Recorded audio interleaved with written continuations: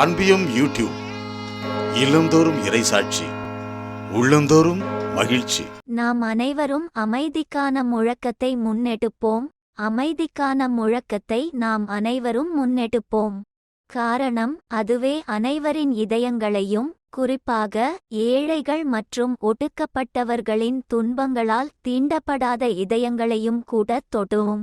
திருத்தந்தை, தனிமையும் ஒதுக்கப்படுத்தலும் நிறைந்த இவ்வுலகில் நம் பராமரிப்பில் ஒப்படைக்கப்பட்டவர்கள் நல்ல மேய்ப்பரின் நெருக்கத்தையும், சொந்த தந்தைக்குரிய நம் அக்கறையையும், உடன்பிறந்த உறவின் அழகையும், கடவுளின் கனிவிரக்கத்தையும் உணருவதை நாம் உறுதி செய்ய வேண்டும் என்று கேட்டுக்கொண்டார் திருத்தந்தை பிரான்சிஸ்.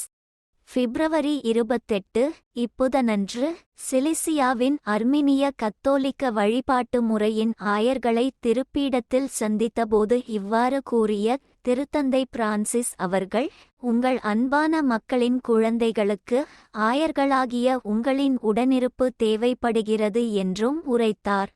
அன்பான சகோதரர்களே, உங்கள் திருஅவைக்கு நாளைய ஆயர்களை வழங்குவது ஆயர் பேரவையின் மிகப்பெரிய பொறுப்புகளில் ஒன்றாகும் என்று எடுத்துக்காட்டிய திருத்தந்தை, அவர்களை கவனமாக தேர்ந்தெடுக்கும்படி கேட்டுக்கொள்கிறேன் என்றும், அப்போதுதான் அவர்கள் மந்தைக்கு தங்களை முழுதுமாக அர்ப்பணிப்பவர்களாகவும், மேய்ப்பு பணியில் உண்மையுள்ளவர்களாகவும், தனிப்பட்ட சுயநல இலட்சியத்தால் ஆட்கொள்ளப்படாதவர்களாகவும் இருப்பார்கள் என்றும் சுட்டிக்காட்டினார். ஓர் ஆயர் என்பவர் புதிய பணிகளையும் அல்லது பதவி உயர்வுகளையும் பெறுவதற்காக அவர் நேரத்தை வீணடிக்கும்போது, தன்னிடம் ஒப்படைக்கப்பட்ட மேய்ப்பு பணிக்குரிய செயல்களில் அவர் அக்கறை காட்ட மறக்கிறார் என்று கூறிய திருத்தந்தை, ஆயர்கள் சந்தையில் வாங்கப்படுவதில்லை, கிறிஸ்துவே அவர்களை தம்முடைய திருத்தூதர்களின் வழித்தோன்றல்களாகவும் அவருடைய மந்தையின் மேய்ப்பர்களாகவும் தேர்ந்தெடுக்கிறார் என்றும் தெரிவித்தார். நம் பராமரிப்பில் உள்ள மக்கள் அதிக எண்ணிக்கையில் உலகம் முழுவதும் புலம்பெயர்ந்தவர்களாகவும், சில வேளைகளில் பரந்த நாடுகளில் வாழும் அவர்களைச் சந்திப்பது மிகவும் கடினமாகவும் இருக்கும் என்பதை தான் அறிந்துள்ளதாக கூறிய திருத்தந்தை, ஆனாலும் கூட திருஅவை என்பது ஓர் அன்பான தாய், அவர்களைச் சென்றடைவதற்கும், கடவுளின் அன்பை அவர்களின் சொந்த திருஅவையின் பாரம்பரியத்தில் அவர்களுக்கு வழங்குவதற்கும் சாத்தியமான எல்லா வழிகளையும் அது தேடாமல் இருக்க முடியாது என்றும் விளக்கினார்.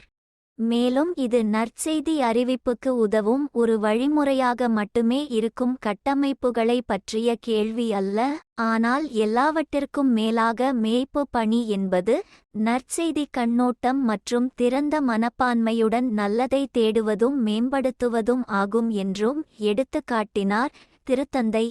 அன்பான சகோதரர்களே, இந்த புனிதமான தவக்காலத்தில் திருச்சிலுவையை தியானித்து மன்னிப்புடனும் அன்புடனும் நம்முடைய காயங்களை ஆற்றும் கிறிஸ்துவை கட்டியெழுப்ப அழைக்கப்பட்டுள்ளோம் என்று குறிப்பிட்ட திருத்தந்தை, மனம் மற்றும் ஆன்மாவின் அகலத்தில் அனைவருக்காகவும் இறைவனிடம் பரிந்து பேச நாம் அழைக்கப்படுகிறோம் என்றும் கூறினார். சகோதரர்களே, அருள்பணியாளர்கள், திருத்தொண்டர்கள், இருபால் துறவியர் மற்றும் உங்கள் திருச்சபையின் அனைத்து விசுவாசிகளுடனும் இணைந்த நிலையில் நீங்கள் ஆற்ற வேண்டிய பெரியதொரு பொறுப்பு உங்களுக்கு உள்ளது என்று சுட்டிக்காட்டிய திருத்தந்தை, வெறுப்பு, பிரிவு, வன்முறை மற்றும் பழி இந்த அன்பியம் யூடியூப் சேனலை நீங்கள் ஷேர் பண்ணுங்க, சப்ஸ்கிரைப் பண்ணுங்க, லைக் பண்ணுங்க. Wish you all the best.